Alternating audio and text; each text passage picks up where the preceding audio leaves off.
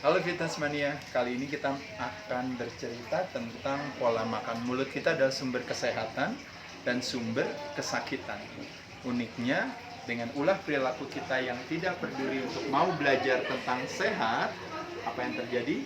Akhirnya kesakitan yang menjadi konsekuensinya. Yuk, kita ingat sekali lagi teman-teman ya. Kalau kita belajar, yang namanya 4 elemen daripada diet. Yang ke satu adalah sumber.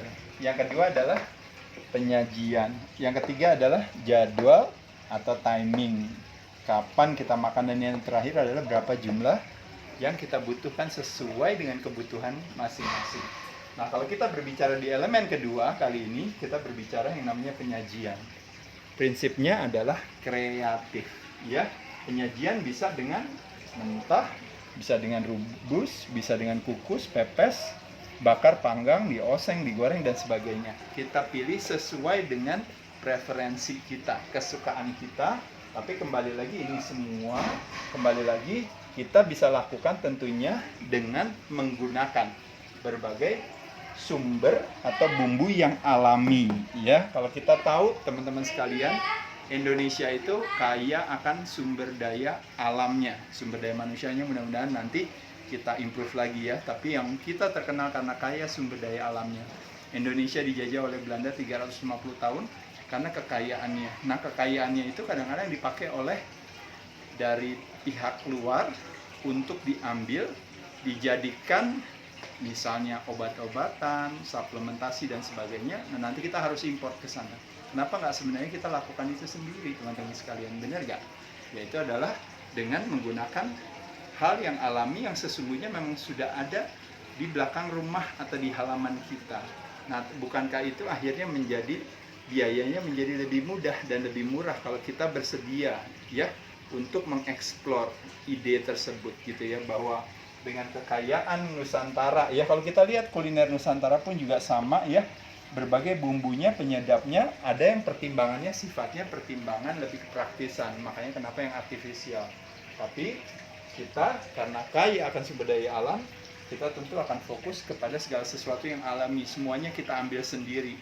Misalnya kunyit kita balur di nasi kita, di ayam kita, di sayuran kita. Bukankah sesuatu yang baik, yang bagus ya? Nah, kali ini terlepas daripada ini semua sebagai sebuah informasi, satu hal mungkin ini lebih kepada saya kebetulan baru find out teman-teman ya, baru menemukan ternyata salah satu sahabat saya di Sidomuncul ternyata sudah melakukan hal itu gitu, menggunakan sumber daya alam kekayaan Indonesia, lalu melalui kolaborasi dengan teknologi akhirnya dibuatlah suplementasi produk dalam negeri sendiri dengan menggunakan bahan-bahan alami, dan secara harga, secara kualitas lebih tinggi, secara harga jadi juga lebih murah, dan juga kalau kita lihat untuk kita bisa mendapatkannya juga lebih mudah gitu aksesnya.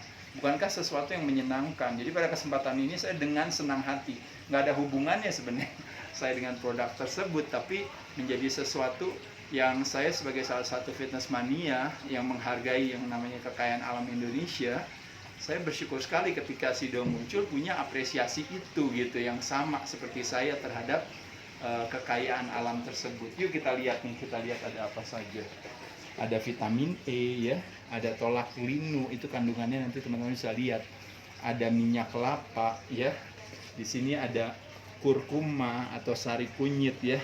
Juga di situ ada vitamin D tergantung dari berbagai dosisnya ya. Dan di sini coba teman-teman bisa lihat ya. Mulai dari ginseng, mulai dari ginkgo biloba.